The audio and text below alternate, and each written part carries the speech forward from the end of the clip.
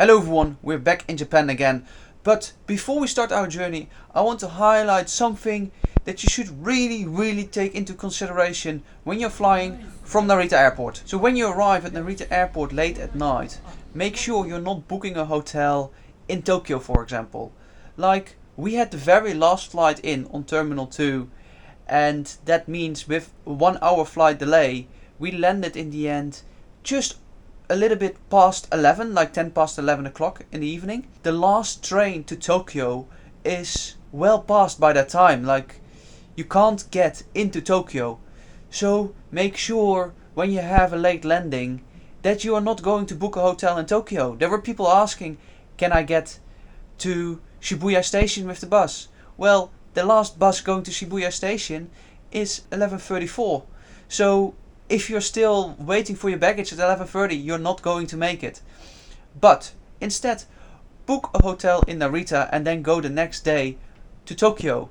Because the reason why the airport closed that early is that the airport closed at midnight, because to make sure that there's no disturbance to the neighbors in the area.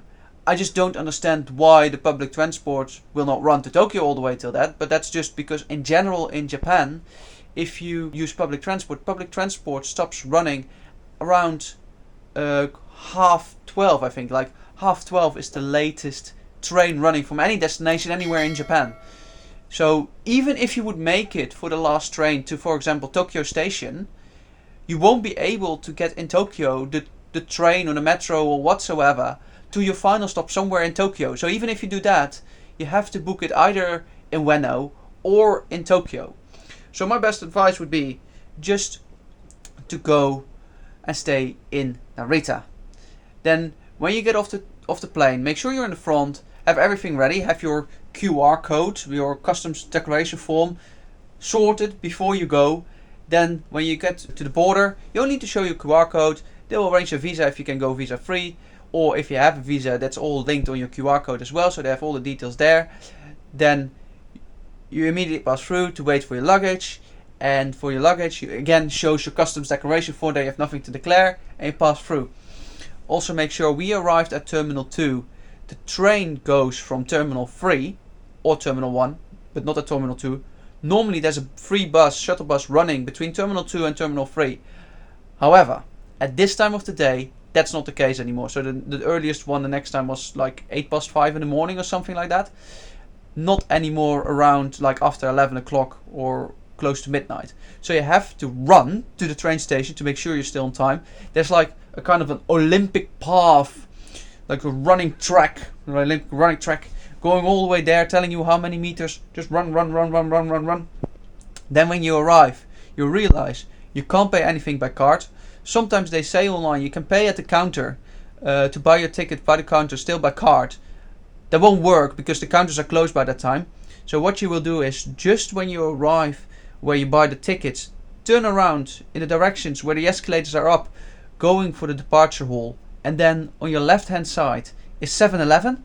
Run in there to the ATM machine, get your cash from 7-Eleven, which would be good to have in Japan anyway, because a lot is cash payment for restaurants. Like convenience stores you can pay by card.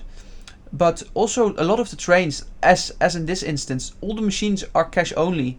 So I still need to figure out if you can pay by card from the service desks. But yeah, it's good to have cash anyway, even if it is just for the train tickets.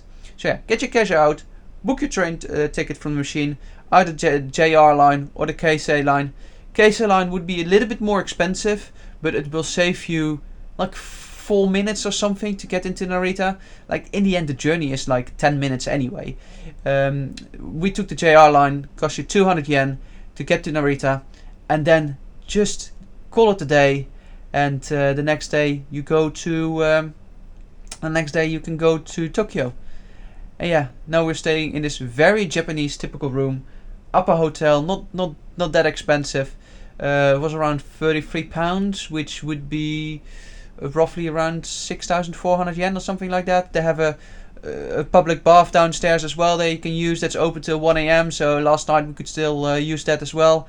And yeah, you will see the rest of my trips in Japan in other videos, or you can watch my previous videos from previous journeys in Japan. And just make sure when you get late to Narita Airport, don't make the mistake to book your hotel in Tokyo, because there might be a chance you won't get to Tokyo. And even if you get to Tokyo, you might not be able to reach the hotel, because then the public transport stopped running when you arrived in Tokyo. So yeah, guys, see you next time.